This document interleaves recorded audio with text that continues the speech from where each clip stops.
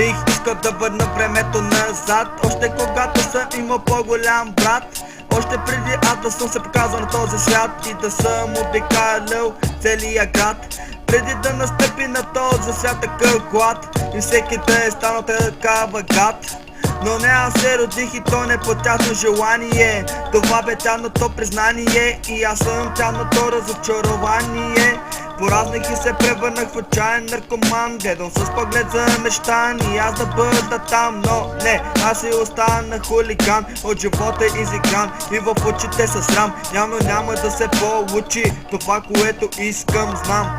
Няма да хвана микрофон, няма да чуя песните си на касетофон.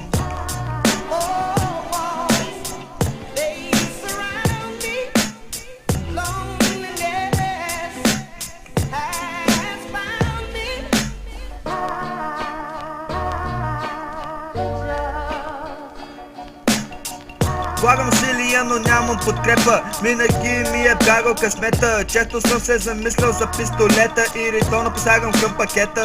Бих искал да променя някои неща отпреди и искам да кажа: Господи, прости за глупавите ми грешки, ме осъди. Само за една от моите мечти сбъдни. Ако ме държиш да живея в страдания и разкаяния, ми по-добре ме вземи. И ако го заслужавам, това да ме хвърли. Радвам се, че в писането ми върви, но поне при нея ме върни. Усещам как сърцето ми кърви.